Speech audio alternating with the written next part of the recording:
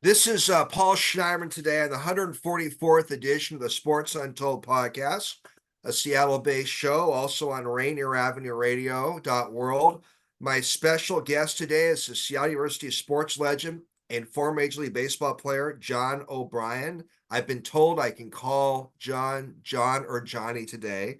Mr. O'Brien said no to me calling him Mr. O'Brien, so I will respect those wishes. I'll get back to you in a minute, John. My podcast is also on Spotify, YouTube, Amazon, Google, iTunes, Podbean. You go to sportsuntoldpodcast.net. I encourage my listeners to click the like button regarding my show and comment. You can also go to sportsuntoldpodcast.net. And if you just Google Sports Untold YouTube, you can watch a lot of the video versions of my show. My producer is Olivia Coyne, University of Washington student. She's doing a great job. Let me get back to you now, John. Johnny O'Brien is a distinguished Seattle University basketball legend, as I mentioned. Johnny had a Major League Baseball career, later worked at the Kingdome. He served on the King County Council as a commissioner in King County, worked as a broadcaster, worked as a politician, been a philanthropist, worked in the business world. He's lived a fascinating life. As many Seattle sports fans know, especially some of the people from Johnny's era, John and his late brother Eddie were the first twin brothers in Major League history to play for the same team in the same game. John also worked as a scout for the Colt 45s. We'll just get into a whole bunch of stuff today. Very, very long and distinguished and fascinating career. John, I really appreciate you coming on the Sports Untold podcast, also on Rainier Avenue Radio. Thank you. It's nice being with you. Oh, likewise. This is great. Well, I guess my first question I have for you is just kind of tell us about growing up with your late twin brother, Eddie, and how you young guys got the sports bug as kids in New Jersey. Well, we were born in South Amboy, New Jersey. Small town, about 9,000 people. We had the distinction of having 51 taverns, which shows that it was kind of an Irish town. And we grew up there very poor, didn't have any money. My dad worked on the railroad, Pennsylvania Railroad, as a dock foreman and on the tugboats. And we went to St. Mary's High School. And I should tell you, you're very kind to say those nice things about me. But when I think about me, I think about our high school, St. Mary's High School, was later named Cardinal McGarrick High School, and it no longer exists. Whoa. It's totally out of business. Then Ed and I played for the Pittsburgh Pirates, and one of the writers back there wrote that we were so bad we celebrated when we got rained out. And then I became a King County commissioner, and they changed the form of government. And then I ran the Kingdome, and I did such a good job, they blew it up. So I'm beginning to wonder why you got me on the program here. But anyway, we grew up in New Jersey, did well athletically and scholastically, and we're in high hopes. I should say that when we graduated from high school, at that time, there were 16 Major League Baseball clubs. 14 of them wanted to sign Ed and I to minor league baseball contract. And my dad said, "You guys are going to college and get an education." He said, "I only went to the 6th grade. I had to go to work." He said, "You're going to go to high school, get a business, or to college and get a business degree, and you're not signing a contract." And when the chief, we called him the chief, when he spoke, that was it. And so we were in high hopes of getting a scholarship because we didn't have any money. And Columbia University offered us one scholarship between the two of us. Well, we didn't have the money for the second one, so we turned that down.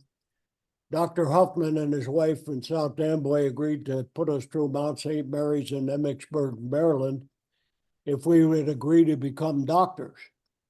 And Brother Ed said, "We're going to get a business administration degree and play baseball, and we're not going to become doctors."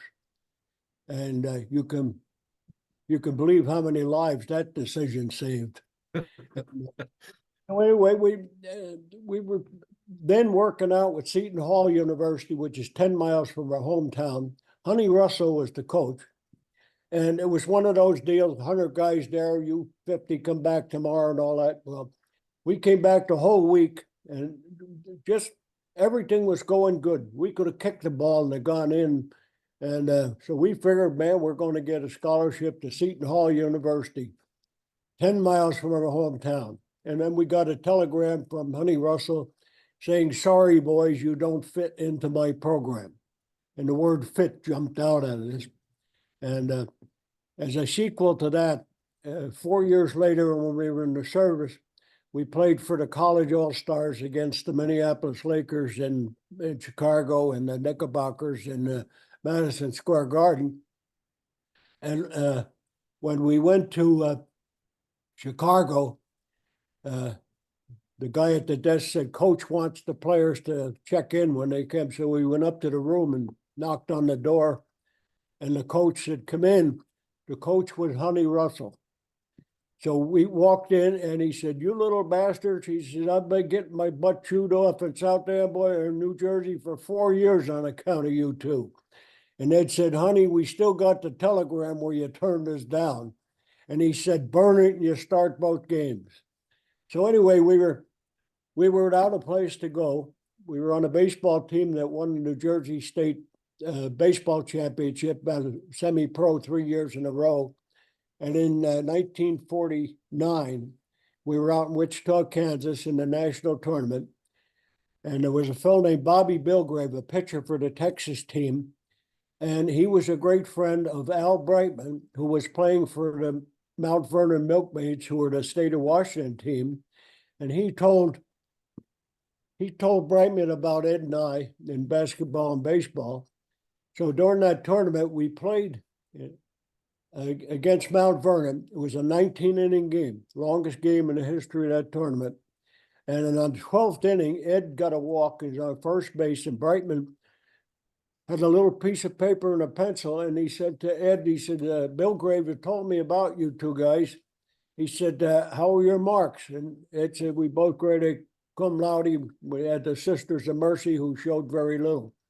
And so he said, okay. He said, he asked a couple more questions. He said, and one more question. Ed said, sorry, Mr. Brightman, but I got the steal sign. So he stole second base, and we never had any more conversation with him. And about 2 weeks later, we get a letter from Bill Fenton that we have a scholarship to Seattle University. We grabbed the first plane, the first time anybody in our entire family had ever been on a plane. And we flew out, changed planes in Minneapolis. And it was interesting, from Minneapolis on to, I think it was Northwest, the co-pilot came back and chatted with us a little bit. He was a nice guy, and he probably saw the two of us kind of hanging on for dear life first time on a plane. And he was the pilot of that plane that a year later disappeared over Lake Michigan, and they've never found any part of it since. But Wow. never forget that. We got to Seattle at midnight. Nobody met us. We stayed in the airport all night, guarding the luggage. We had boots and all. We thought the snow was 4 feet high. And grabbed a bus into town, got up to Seattle U, and we walked in the liberal arts building, and we're standing there, and this priest comes around the corner. And he looks at us and he says, tell me you're not the O'Briens. Now, we thought that was a hell of an introduction to the city of Seattle, but we said, yes, Father, we are. And he showed my God. And he walked away. And he came back about 10 minutes later with Bill Fenton, who was the athletic director, and Fenton went through the same thing. We said, yeah, we are the O'Briens. And Fenton said, how about coming over to the gymnasium and working out? And Ed said, that'd be fine. He says, but who are we going to work out against at 8 o'clock in the morning? So they put us in the Betts Hall, and about 11:45, this big knock on the door. They're waiting for you over in the gym. So on the way over, Ed said to me, I don't think we ought to hold anything back in this meeting, or, you know. So we zip in there, and there are a bunch of guys working down on the one end of the court, throwing the ball up, and about 50 people up in the balcony. And So anyway, we go in the locker room, they give us a uniform, you come out, and you ever feel like you're the target on the back of you and everybody's. So Ed says, I think we ought to put our dog and pony show on. So I said, give me a couple minutes to get my legs loosed up, which I did. And I walked in under the basket and I jumped up and I grabbed the rim and I chinned myself. Now you hear all this noise going on up above. And then I dropped down, I jumped up again, I chinned myself again, dropped down, and Ed dribbled in and dunked the ball. Here comes Fenton down the steps. He said, very encouraging, gentlemen. He said, but I would appreciate it if you didn't hang on to the rim, you might break the rim. And Ed said to me, I think we're making progress. And what we had found out later, that when the Bateman got out there and he said, I got these two kids out of New Jersey going to get the baseball and basketball program going. They asked him how big we were, and he saw they're 6'3" or 6'4". They darn near died when they saw the size of this, but it did work out. What great stories. Did you ever envision, John, when you came out to Seattle as a young man, that you would just become such a fixture and such a big part in this community? Was ever on your mind when you came out to Seattle that this would be your home for so many decades and you would play such a role here? Well, I'll tell you something. When we were, I think, 52, I was walking along the campus and I saw a girl. And I said, that's the one. And that was my decision to stay in the city of Seattle. And I'll tell you something, my beautiful wife, Jean, who's sitting over here next to me, come October 2nd of this year, we will be married 70 years. Wow. And that's the biggest part of my whole life, and the best part of ever coming to Seattle. Love it. Love it. Thanks for sharing your lovely wife. 70th anniversary is coming up. You know, you are so associated, John, with your late twin brother, Eddie O'Brien. You guys are associated together with your athletic careers, and plus, you know, you're identical twins. How were you and Eddie different anyways? Ed was the leader. I was the follower. And that worked very well because he made good decisions. But, you know, he died 10 years ago. But in a way, in a certain way, he's still with us. And I'll tell you why. See here, this is a stack of autograph requests. And it's still to this day come about 4 a week. Wow. And so every 2 weeks I sign them and send them back. And one thing happened, and we were with Tops. And I believe it's the 1957 my card. I have 7 cards because I was 6.5 years in the major leagues.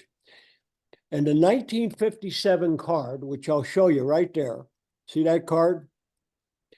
That's a mistake card. This is my card, my statistics, but it's Ed's picture on the card. It's a mistake card. We never told Tops. And when it comes, I just signed it, Johnny O'Brien. So this is a great reminder to me all the time of that Ed's still with us. Love it. Love it. Thanks for sharing. Well, here's a rumor I want to ask you about. When I put up the interview announcement on social media today, I got a whole bunch of people wanting me to ask you questions. And one fella wants to know, and I think he's kidding around, is there any truth to the rumor that you and your brother ever switched uniforms if one was having a good batting day? Never did. We did in high school one time, playing against St. Mary's of Perth Amboy, but we did it legally. In the books to start the deal, which was turned over to the official scorekeeper, we had switched uniforms, and one guy that was their best guarded Ed the whole time. And after the game, he said, well, John, he says, I sure stopped you. And Ed says, yeah, go look at the book. Yeah, but then we never did at Seattle U. Johnny, you were a 5'9", I think you were about 5'9". You were a college All-American basketball player. It's pretty rare, even in this era, for a 5'9" guy to compete so well with much taller players. How'd you do it? You got to go back to Al Brightman. uh, the thing a lot of people don't realize about Brightman, he was the #1 rated catcher in the Cleveland Indian organization, head of Jim Hegan and all those guys. And when he was in the Army, he fell into a trench when on a bivouac exercise. The bayonet stuck in the ground, and the butt of the rifle hit his right shoulder, and they had to take a bone out, and he could never catch again. So he, rather than have a Major League Baseball career, went into coaching and became the coach of Seattle University, both in baseball and basketball. But he, as you may know, in our day, uh, you could play 1 year of freshman ball and 3 years of varsity. For example, and I know this because a lot of these people that send this put all the statistics in, but I had 2,700 and some points in the 3 varsity years and almost 600 in the freshman year. So at Seattle U, I have 3,300 and some points. In the NCAA, I have 2,700 and some, because the freshman points didn't count in those days. But for Seattle U, so there's 2 different numbers that operate in that particular area. But when we were freshmen, Brightman had the varsity ball club, but he would stay over. Bill Fenton was coaching the freshman team. And afterwards, we would scrimmage against one another. And Brightman and I would scrimmage against one another quite a bit. And he was big and strong. But I'd drag him in the pivot and do some stuff. So he got the idea that this little guy can do some stuff inside. And when we were sophomores, we were up in, I think it's Western Washington. And we played the first half, and they should have fumigated the gym. We played so bad. And we got inside, and Brightman said, "See over there?" He said, "I got 5 other guys." And he said, "If you first 5 don't put this together in the first 5 minutes of the second half, you'll sit on the bench and they'll play." And here's what we want. John, he says, "you get off a guard and go into the pivot. Higgling, you move out to the side." Well, in the second half, we outscored them 60-19. And that's how I became a center. Brightman realized that I could do a lot of things, jumping and moving around and with quickness inside. So all of a sudden, I became the 5'9" center. Amazing, amazing story. And it was Brightman. Brightman had a great sense of, he would look at the other team, and his philosophy was, we're not going to worry about the other team. He said, let them worry about us. We'll do our thing. But we'd play a ball game in about 5 minutes, and he wouldn't let us call timeout. He should keep running, wear the other team out. But once we had a timeout, he had that other team picked out so well as to what they could do or not do. And he'd say, do this to this. And he had an amazing athletic mind. Were you able to post against some of the big men, John? Oh, yeah. The bigger they were, the easier it was to move them around and fake. And of course, the thing that always helped Ed and I, we could really jump. And some guys said they ruined a couple of kangaroos when they cut our tails off. But that helped, and quickness. And, sports is eye-hand contact, and we had and strong hands. The thing I remember, and I cannot recall one time when a ball was ever knocked out of my hands in all the time playing basketball, because my hands were so strong. Wow. And that, all of that put together, plus the leaping ability, enabled these things to happen. Plus Brightman's oversight in regard to what I could do being there. John, you were drafted by an NBA team, but you chose to play Major League Baseball, and you had a good Major League Baseball career. Is there ever a side of you that wishes you pursued a professional basketball career instead? Negative. We grew up playing baseball, and basketball was kind of the sideline, and I guess it always stayed that way no matter what was happening. We did get drafted by the St. Louis Hawks, And Ben Kerner was the owner. And when we go to Milwaukee, he'd take us out to lunch, and he wanted us to sign, even if we'd play just home games.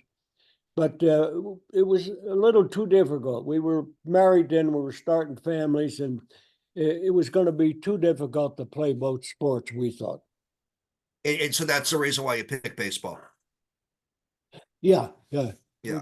And you, I you guess, felt, you, I you, guess romantically, that was our first love. okay, you felt a little more love towards baseball and basketball. Okay, interesting. You know, there's a famous game you played in, and a couple of my listeners wanted me to ask you about this. It was in 1952 when you played at a team that beat the Globetrotters. I think you scored 43 points that game, a historic victory. How serious was the game? And because the Globetrotters are oftentimes just having fun, and how'd you do it? How'd you beat them? I'll go back to the beginning. Royal Brome was the editor of the PI, and he was a guy that did wild things and just didn't bother about all the P's and Q's. He just wanted things done. Well, he got with Abe Saperstein, who was then the coach of the Globetrotters and the owner. And they went and met with Howard, I think it was Howard Hobson, was the head of the NCAA at that time. And they proposed, Saperstein and Brome, that Globetrotters play 3 college games against college teams, and all the money raised would go to the 1952 basketball program for the Olympics. And Hobson agreed, and there were 2 changes that he agreed to. One was 6 fouls. Pros had 6 fouls, college had 5. Bill Hagelin fouled out for us, and to this day, he's the only guy in the history of NCAA that's fouled out with 6 official fouls. And the other was 2 balls. The pro ball was had a little wider seam. You could palm the ball a little easier. And those were agreed, and they would go into the record books, and the games would count as NCAA games. They picked 3 colleges. They picked Notre Dame in the Midwest, Army in the East, and the University of Washington here in Seattle. So they get this going, and the first one was going to be out here in Seattle. And of course, Brome had never talked to Tippy Dye or Harvey Castle about using the UW's place. And he gets this thing going, and at the last minute, Dye says, I'm not going to play him. He says, I'm not going to get embarrassed by the Globetrotters. We're not going to play him. So Brome didn't bother Brome in the least. He gets on the phone and calls Brightman. And he said, kid, he called everybody kid. He said, I got the Globetrotters in town Monday for a game out at Heck Edmondson. And he said, will you play him? And Brightman said, what time? That's how we got in the game. We weren't even supposed to be in the game. I didn't know that. Yeah, and he sold the place out like boom. And Harvey Castle was madder than heck because he hadn't approved it. And that was Brome, didn't it? So anyway, we worked out on a Sunday, which we very rarely did. Brightman says, all right, we got these guys Monday night. He says they play strict man-to-man. And he says, it'll be easier to get the ball inside than Johnny inside. So this is going to be all right. Well, we were a little bit apprehensive. So comes the night, the place is sold out. The fire department finally stopped people coming in. And there were 5,000 people outside that they hooked up radio deal to microphones. And we get dressed, we're out there, and we're on this side. Globetrotters are on this side, the court's here. And here comes Saperstein across, and he was a short, heavy-set Jewish fella. Yeah, yeah. And he looked at us and he says, is this all you got? That's when we won the ball game. Hagelin patted him on the head and said, get your butt out of here, we'll show you. And we got mad. I don't know whether we would have done as well as we did if Abe hadn't said that. So anyway, we go out there and we're mad. We're mad. We want to play now. And the Globetrotters were warming up, and the fire department, they were probably 15,000 people in there when the fire department shut it down. And so then we're going to start the game. And the Globetrotters did their thing at midcourt, the circle thing and all that. And we go line up, and here comes the movie actress Joan Caulfield out to throw the ball up to start the game. And I tell you, to this day, I wonder how she got into that dress she was involved in. Joan Crawford. And she threw the ball up, and nobody moved. All 10 of us were just eyeballing her. She started blushing, and she walked off the court, and all 10 sets of eyeballs followed her all the way off of the court. And Pop Haggerty was the referee, and one of them, and he came out and grabbed the ball, and he said, "Gentlemen, if you're ready to play basketball." And at halftime, Louis Armstrong and Thelma Middleton entertained. He sang that "Baby, It's Cold Outside" and all that. And he was doing a show at the Paramount, and he got so enamored with the game, he stayed for the whole second half and held up the Paramount the rest of his show. And so anyway, we were ahead by 10 points at the half. Ed hit a shot from about midcourt. They caught us about 5 minutes into the second half, and it never went more than a couple 3 points the rest of the way. Someone told me, and I don't know this for a fact, this is in my 70%, I guess, that hardly anyone sat in the last quarter of that game that was watching the game. And so anyway, my favorite basketball picture, I got the ball in the pivot, and Goose Tatum is guarding me, and I already dribbled, and I faked like this, and Goose went like that, and it looks like a 707 sitting on top of me, and I had to get rid of the ball, and everybody was covered, so I saw the edge of the rim, and left-handed, I took the ball, and I just went like that, and flipped it up, and Goose's arms didn't move, and it went in. And I'm coming down the court, and Goose is coming alongside me, and he said, "Knock that crap off, white boy. That's my shot." And I start laughing, and Ed yells at me, "Get your man." But that didn't bother me. He did that to me for 4 years. But anyway, we were ahead 83-81 with 3 seconds to go. The Globetrotters called timeout, and that was a technical because it was their 6th timeout. So I shot the technical, and it went in. We're ahead 84-81. And Ed and I cut across one another. Doherty, Moscatel took the ball out, and I forget what Higgin was out of the game. Might have been Moscatel, and Doherty cut across one another. Moscatel threw the ball in. Doherty got it, and he fired it way up in the air, and the gun went off, and the court was just full of people. You couldn't get off of the court. And we win at 84-81.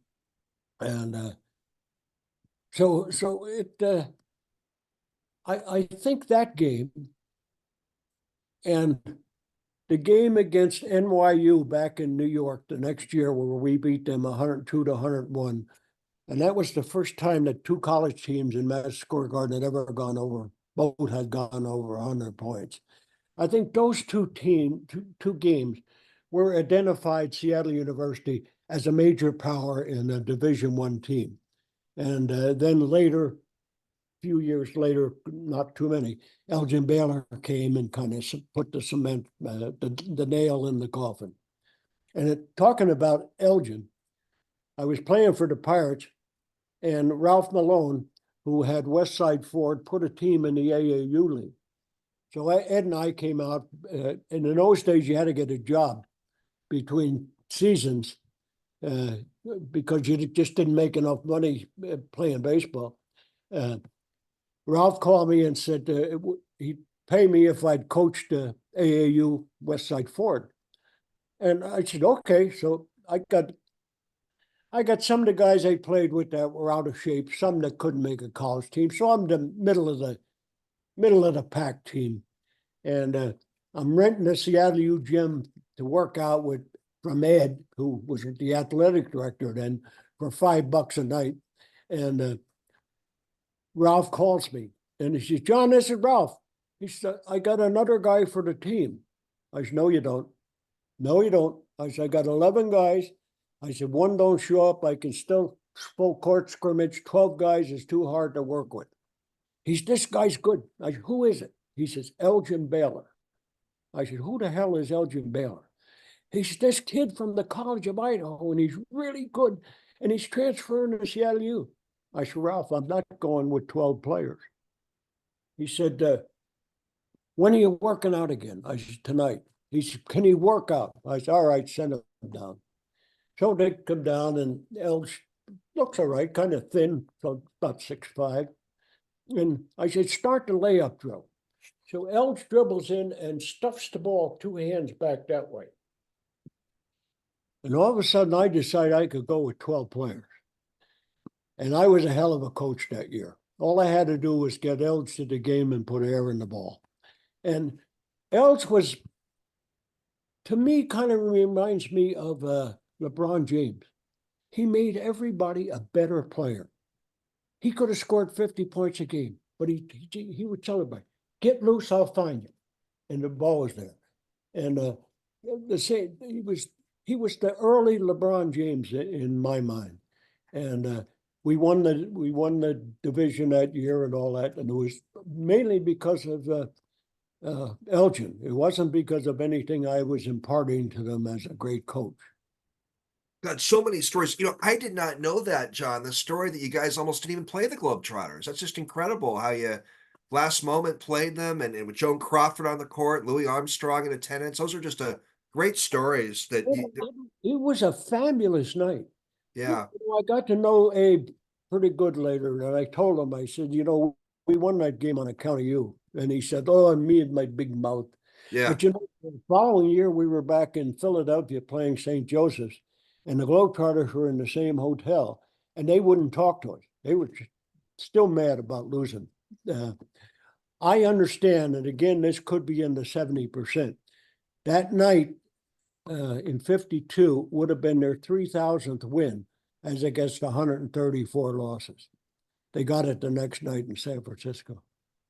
So the Globetrotters, it was a serious game when you played them. It wasn't a joke. No, they never could get to the point where they could put their funny stuff on because it was serious basketball. Yeah. Wow. Gosh. Legendary game. And just a great story. If they'd have jumped out on us, probably they'd have done their thing, and and everybody gone home happy, and we'd have had a loss. But they contributed in a very large way with the NYU game to the identification of Seattle University as a major power in basketball. By the way, what do you think of the state of Seattle University sports today? Say that again? What do you think of the state of Seattle University athletic department today? How things are going with Seattle U? I'm a little disappointed because I was a chieftain. And the chieftains were named after Chief Seattle. And then someone objected to the mascot running around with the headdress on.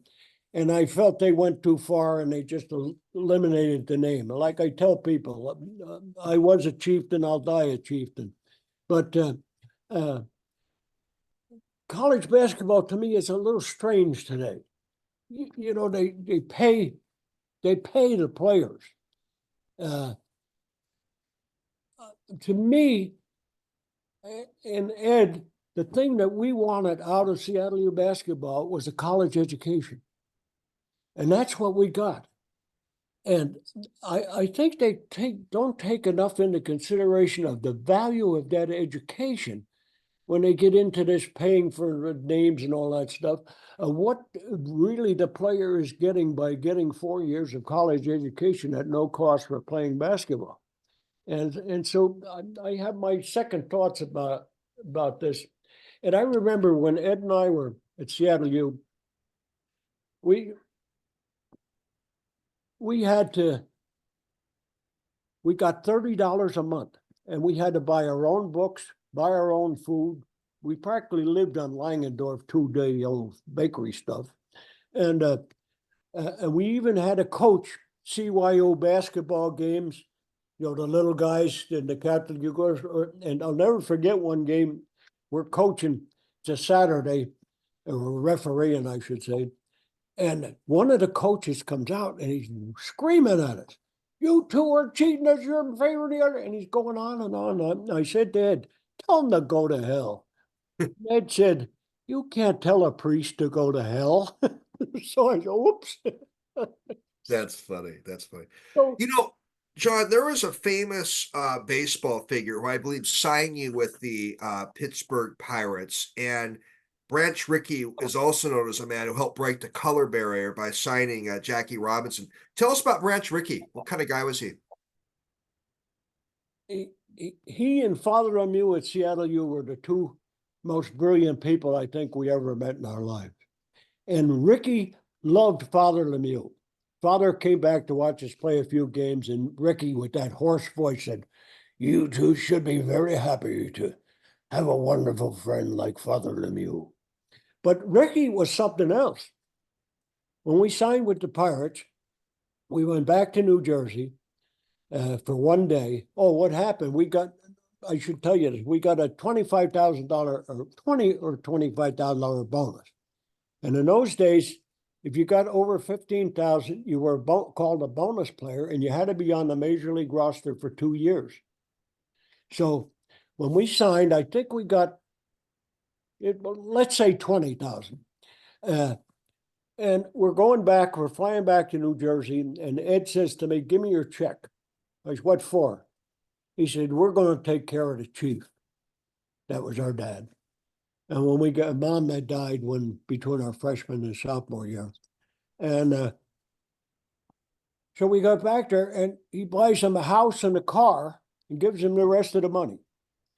And we even had to get money back from him to pay the income taxes. And he was a little reluctant about giving it to us.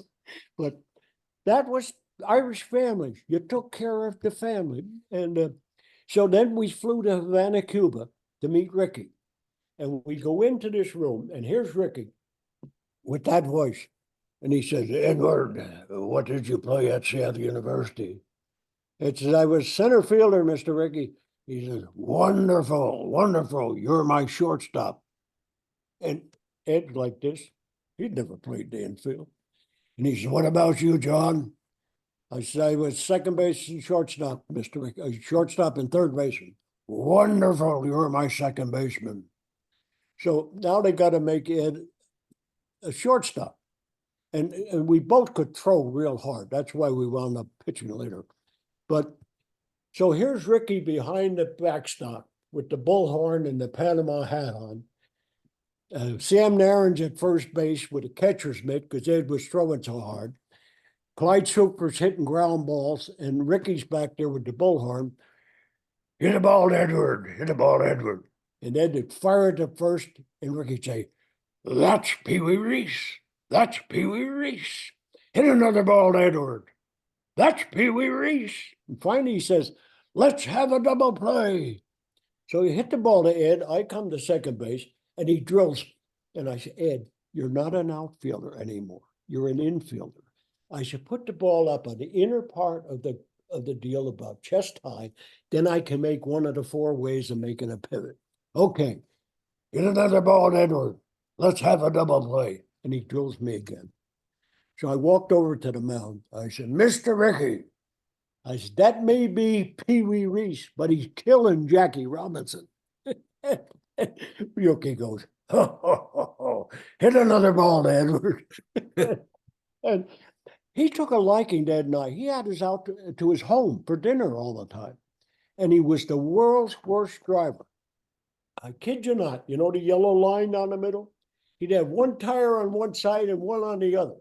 And he'd be driving, and we're hanging on for dear life. And he'd say, oh, this Pittsburgh's a wonderful town. Everybody honks to you as they go by. So, but he was a brilliant mind. And he just, and he spoke in parables. We had a guy, it wasn't Ed or I, who was leading off just before we got there. And Rickey called him in one day. And he said, I've got to tell you this, young fellow. You're an ironhead. And he said, what are you doing? He says, you're this high off of the ground. he said, I've got you gonna get up there for on base for my RBI hitters, Metkovich, Abrams, and Kiner. He said, what are you doing? You're swinging at the 3-0, the 3-1, and the 2-1 pitches. And at best, you have warning track power. He said, but it's not your fault, or your father's or your grandfather's, because no one could get that stupid in 3 generations. And the guy came out and he says, I think I just had my ass chewed out. You liked him a lot. You like Ricky a lot.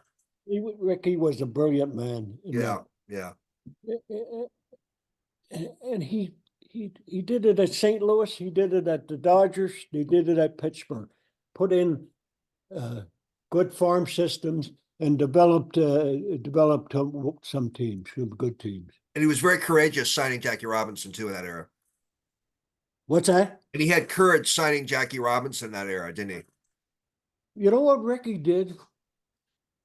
He got Jackie in, and he says, Jackie, with that voice again, Jackie, he says, I must tell you this. You are not the best player in the Negro League. He said, but you are the man that I feel can take the abuse that's going to be coming with being the first black player to play in the major leagues. That's the kind of insight he had. Yeah. Spring training on Sunday nights, Ricky would give a talk, and all the townspeople started showing up, recorders in front of it. He'd be sitting at a table, and there'd be 50 recorders there recording, and he'd talk about not so much baseball, about what you should do in life, how you should handle people and stuff like that. He was just an amazing person. Real quickly, John. I felt honored to know him and Father Lemieux. Oh, it seemed like they were very impactful guys in your life. Real quickly, you're not a big fan of the transfer portal and name, image, likeness stuff in college sports these days? I think it's changed the game in the way that larger colleges with the access to more money can start having an advantage over getting players. I don't think it's set up in a way that is equal to all teams. So I would think the Seattle U, we only have basketball and baseball, but you take Washington, for example, they can get bought out of some players unless they raise a ton of money. So, and the schools don't participate in this LIV or whatever you call it. So you got outside influences influencing decisions of universities in regard to what players come. So it's an oddball situation. Yeah, whole different era. I haven't got my fingers fondly around it yet. Yeah, no, I understand. A lot of people say the same. Who was the best Major League player you played with or against in your Major League Baseball years? Ed figured out at one time that he and I played with or against 52 members of the Hall of Fame. Wow. You name them. Jackie Robinson, Henry Aaron, Stan Musial, Mickey Mantle. We played against all of them. Wow. And a thing I might want to say is that I noticed over the years that these 52 guys, almost to a man, were nice people. Oh, good. They took the time to be with people. They took the time to sign autographs for kids. They didn't have any great self-ego, and they were a pleasure to be with, and they were also a great advantage to baseball.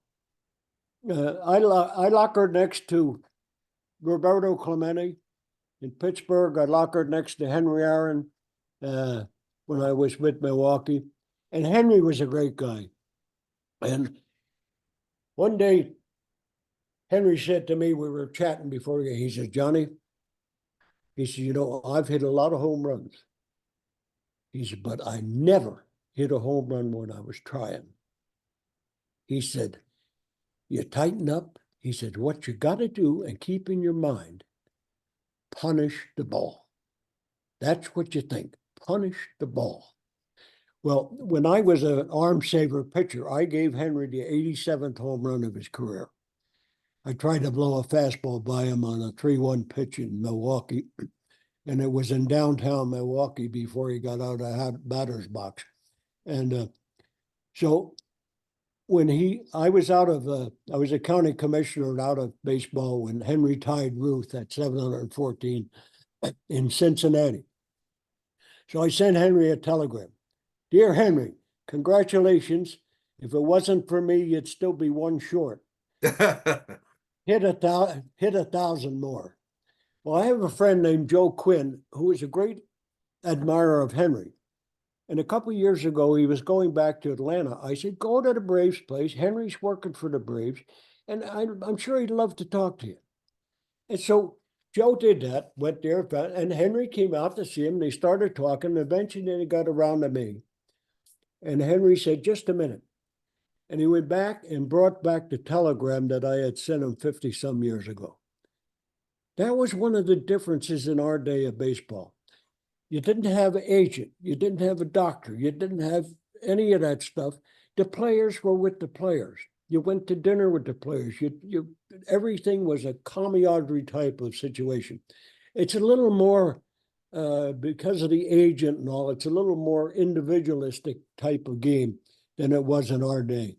And so I'm proud of the time that I had in baseball, and more proud of the great people that I met.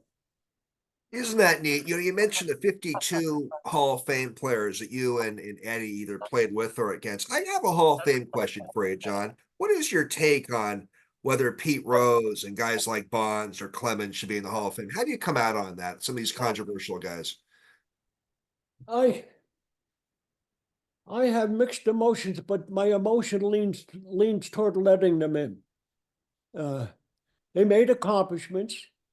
They had some help, but for the most part, as I looked at those guys, they were great players when they weren't on steroids. Yeah. And they got a little extra help later on. So I think there should be a little bit of forgiveness, uh, uh, and it's a tough call because you don't want to give the opportunity or the right for players today to say, "Hey, I could go back on help." Uh, so I would think they might even have a little separate part of the hall Sure. that gives recognition. You don't have to make them Hall of Fame. Gives recognition to those guys, but keep the thing in of saying, do it with your own ability. Don't ask for extra steroid help. Do you think some of the Hall of Fame writers get a little self-righteous, who they think should be in and should not be in? Well, some of them are the worst enemies. Yeah. Pete Rose probably be in if he wouldn't popping off all the time. Yeah. Yeah. And I would guess the way Pete acts, I would say of the 52 Hall of Famers, maybe not all of them. Yeah. Were. Yeah, and it's as a journeyman player myself, uh, I was privileged in my mind to be playing with these guys. Didn't take any extra help. Matter of fact, we didn't. Steroids wasn't a part of our game, Right. and John, so you did some broadcasting with the late Keith Jackson. What kind of guy was Keith Jackson? Tell us about Keith a little bit. Keith Jackson called me, and he said, "Hey, Ob, would you like to do the halftime or be my color commentator on the Seattle U games?" I said, "Sure." He said, "I'll pay you $25 a game." I said, "Boy, that's good." I didn't know I had to join AFTA, and it cost me $92. So the first 4 games were for free. And so anyway, we're doing good, and we have the first game, and he said, "All right, you keep some running stats, stick the stuff in front of my nose," and he said, and then he said, "Do the halftime interview." I said, "Okay." So we do the first game, and I'm doing this, writing things down, and I notice on the court, sticking the stuff, and I do the halftime interview, and I'm pretty proud of myself. And so the next day I called down to Como and I got a hold of Keith and I said, Keith, I said, just wanted to know what you thought of my performance yesterday. And Keith said, John, I'm a word mechanic. And he says, the only word I can think of is horrible. He said, now get your butt down here and I'll show you how we do this. And he got to the point, if you never ask a question that can be answered yes or no, he showed me all the ways of doing it. And we had a great relationship, yeah. And we called one another when he went to California all the time. And Tori and him, as a matter of fact, I had dinner with them the night before they left for California. And he was good people, good people. He was blunt with you, it sounds like. He was very direct with you. What was He that? was very direct with you. So, Yeah. yeah. Did you play for the Seattle Rainiers for a year, right? I didn't hear Did that. you play for the Seattle Rainiers for about 1 year, right? 1 year. Yeah. And then I retired. And I had been sold to the Red Sox, and they even promised to bring me up with the Red Sox the next year if I would stay with the Rainiers. And I said, no. I said, I'm getting a bigger family and I want to start another career. So I Yeah. actually retired at 29. I could have played in Fenway Park the following year. There was a guarantee of that. And then when I was with the Cardinals, they wanted to know if I was interested in being a player coach in a minor league team and then moving up. And then I said, no. So there were other opportunities, but I felt it was time to move on. Sure. It's neat you have a little Seattle Rainiers blood in you. They're a very historic Pacific Coast League team. So yeah, the Rainiers were a good team that year. We had Joe Taylor, and Joe always thought a couple of pops the beverage beforehand game was okay. Yeah, was right. enhancing. Hey, Johnny, you've met so many sports people over the years. I've asked these two questions to about every guest the last several years. If you've met so many deceased and living sports figures, who's a deceased sports figure in history you would love to have met and spent time with? And who's a living sports figure who's still with us today you would love to spend some time with? I never met him, but I would like to spend some time with Tom Brady. Because,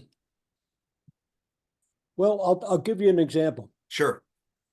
His mother plays tennis with my daughter Ann. Oh. And Ann told me, I know where Tom gets his competitiveness.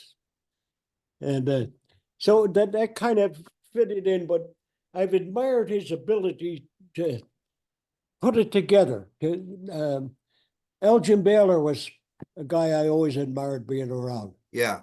Elgin was the kind of thinking of how can I help the other guy be better. Yeah. Brady was the same way, and I fall into my idol growing up was Lou Gehrig. Lou Gehrig. Yeah.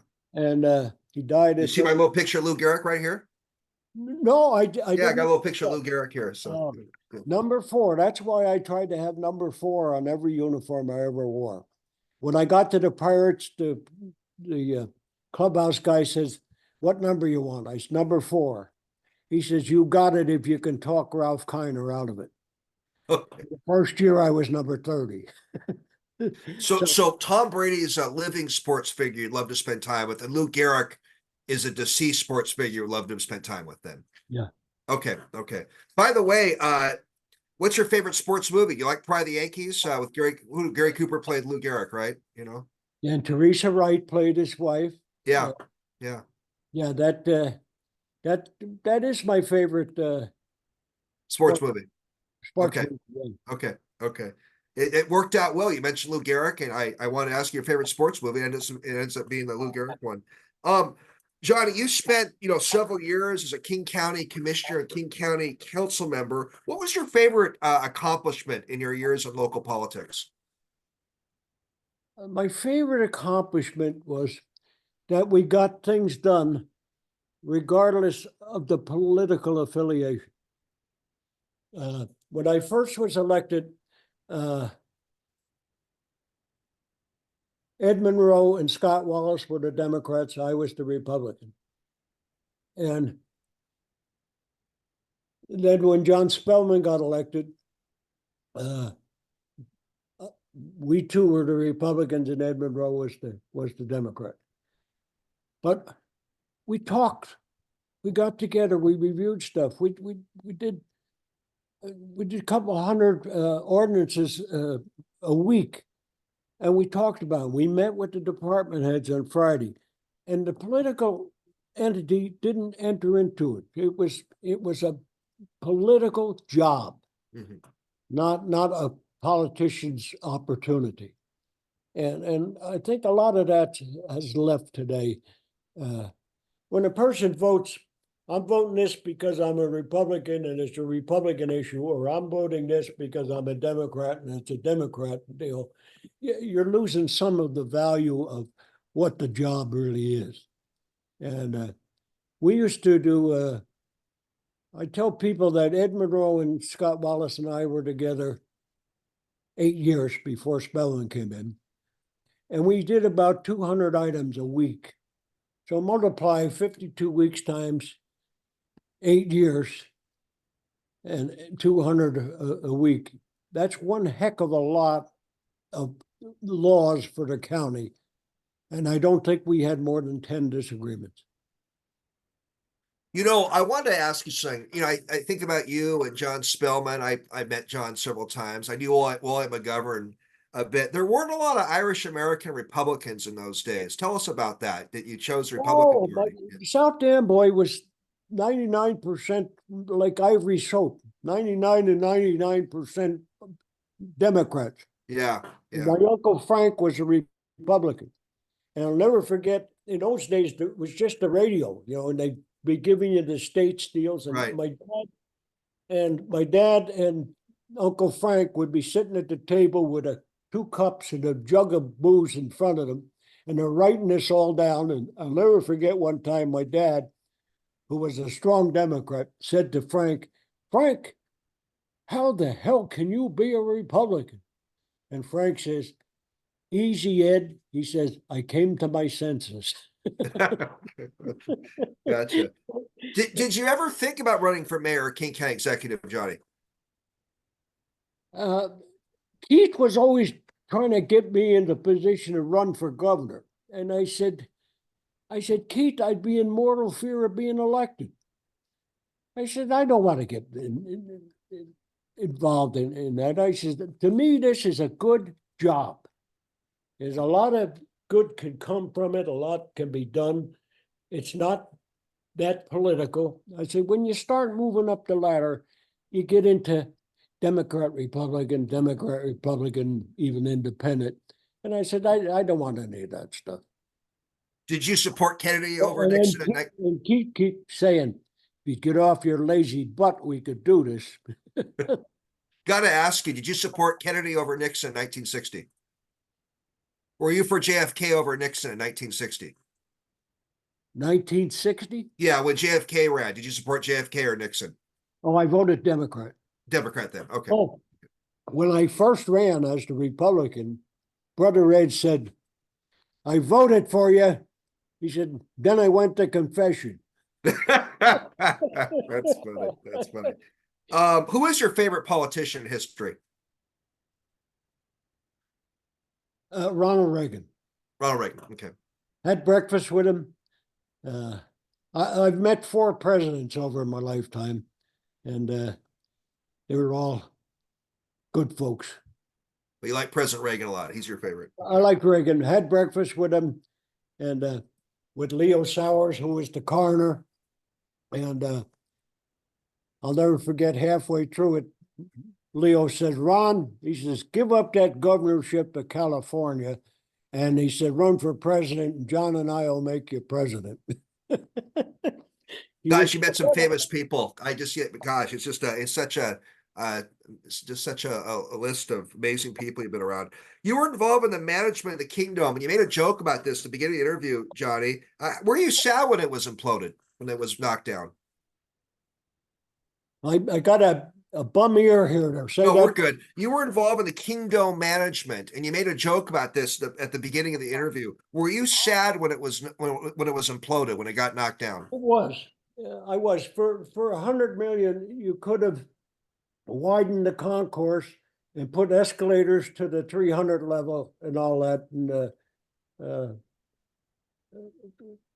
in those days, well, even so, some say the tenant has a little muscle, you know. And if they say, "Hey, we'll stay, but you gotta give us a new arena," it covers a lot of weight nowadays. Yeah. But You'd like to have kept the Kingdome. You would I have supported got that. to tell you a story. Yeah. We had everything. We had Evel Knievel. We had boat show, home show, and everything else. And what we did, Ted Bosefield was the manager, the first manager. Uh, we agreed to never, among ourselves, to never talk to a tenant of the city of Seattle. We're not going to purge somebody else's business. And then the home show, the boat show, and the auto show, all them that moved out of this center to us moved on their own. We figured we weren't going to start a fight with the city. We would just run our own. Let's see what happens. Yeah. And I'll tell you a story. I used to keep numbers of the parking lot and all. And what we did in the parking lot, we hired Joe Diamond and his parking crew to run the parking lot for 2 years. And it was I think a 60-40 split. And in those 2 years, they would teach our people everything about running a parking lot, which they did. And Joe Diamond was very faithful to anything he agreed to. Yeah. So at the end of 2 years, we took over, and the parking lot became one of the biggest sources of revenue to us. It was at 87% net to us after we paid the taxes and paid our own crew.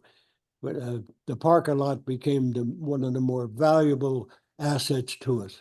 At the Kingdome. I didn't know that. Wow. Wow. Yeah. You and your brother were involved in some philanthropic efforts. I believe that you started a baseball foundation. Tell us about that. Well, we taught baseball camps in all the way from British Columbia down to Sun Valley, and we had Jim Piccolo, five different other coaches with us, and all we did was teach fundamentals.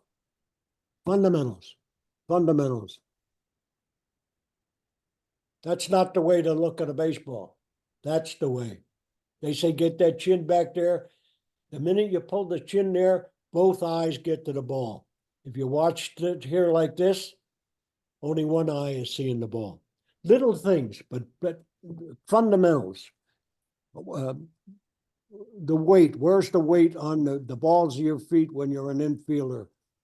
So you get the quick start. All of that. And we taught for years. And I think we taught something like 16,000 youngsters.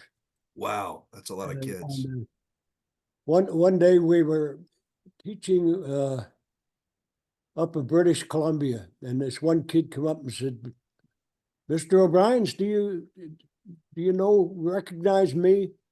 And we said, "No, we don't." We had our O'Brien uniforms on. He said, "I'm such and such." He said, "I went to your camp great number of years ago," and he said, "I was never good enough to get to pros." He said, "But I got a college scholarship because of your camp." And he said, "Now I'm a CPA."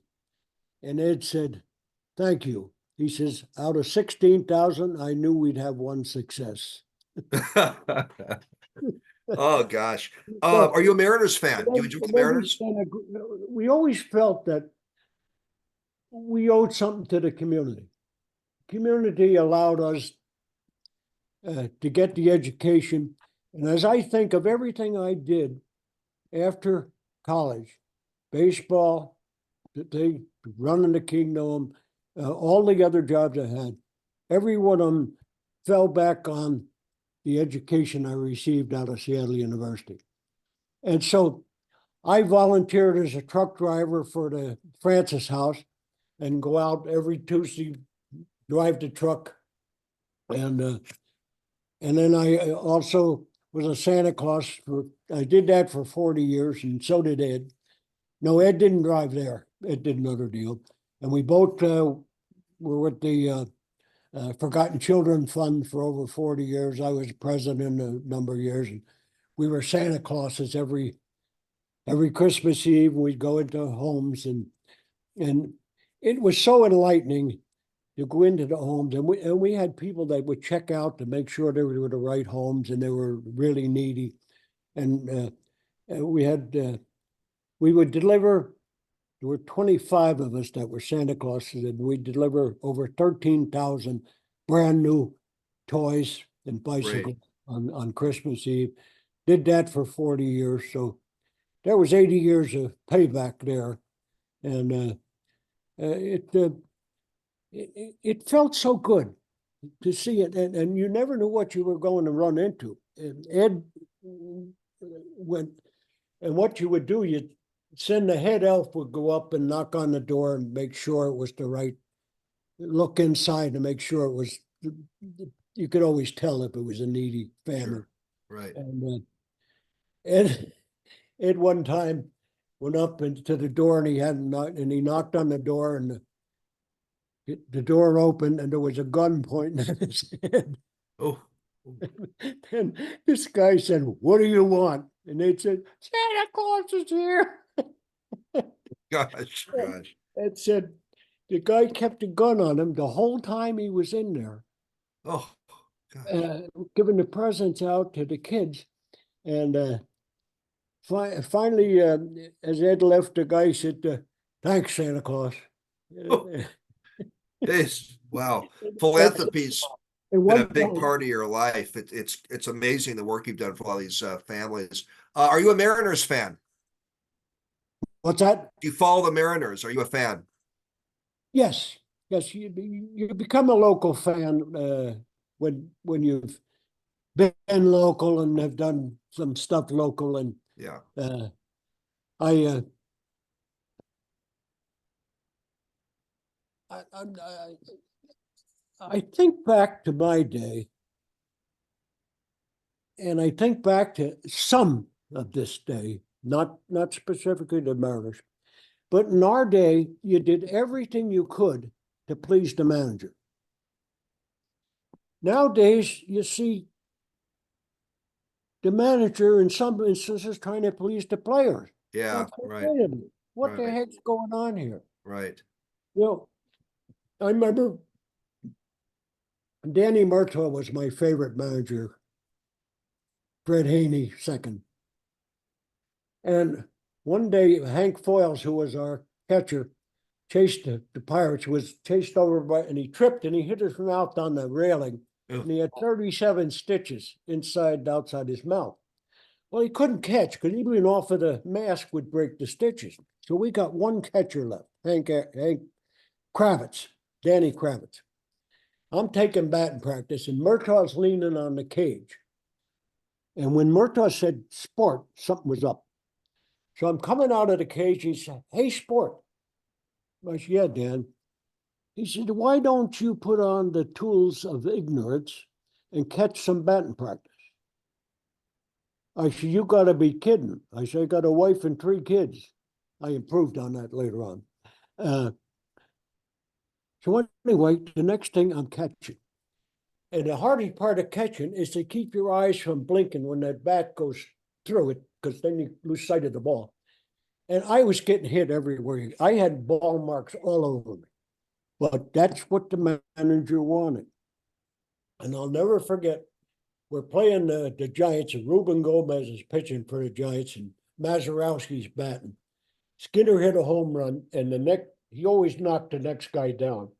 And it looked like he hit Maz in the head, but it actually had hit on his shoulder and went up. And the fight started. Murtaugh came out, said something to Gomez, who then gave him the finger. Murtaugh took a left turn and the fight was on.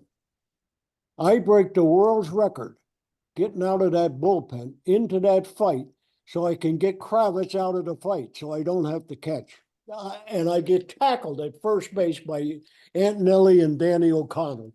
And they're laying on top of me and saying, hey, we don't have to fight. We're just wrestling around here a little. So I finally get loose of them and I jump up and I trip Murtaugh and he trips over me and lands on Dascoli, the umpire, who throws him out of the game. I still can't find Kravitz. And I finally get him and I get my arms around and he's so damn strong, I can't hold him.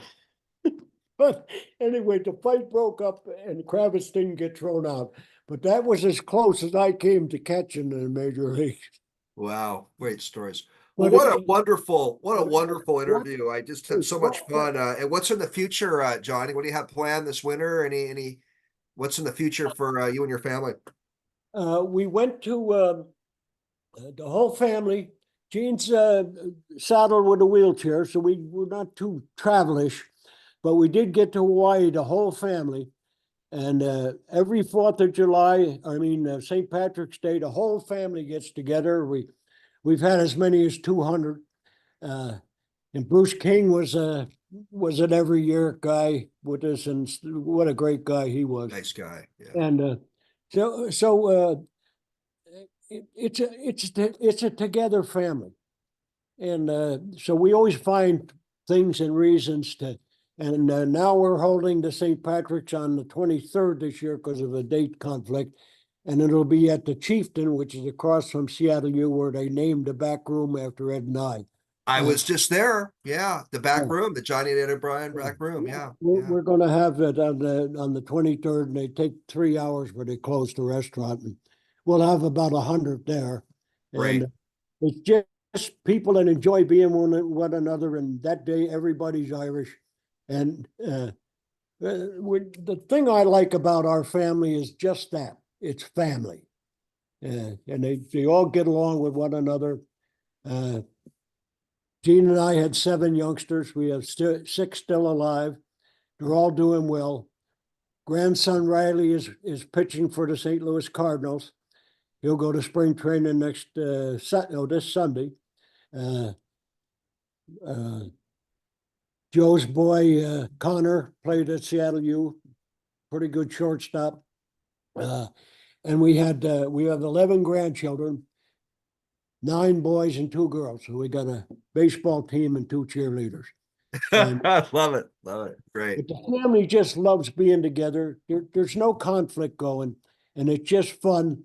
And it's like being with you. It was fun, man. Well, I really appreciate this. I'll have you say goodbye to Olivia in a minute. I really enjoy this, John, that you and I stay in touch. What a great chat. Anytime. Olivia, nice being with you.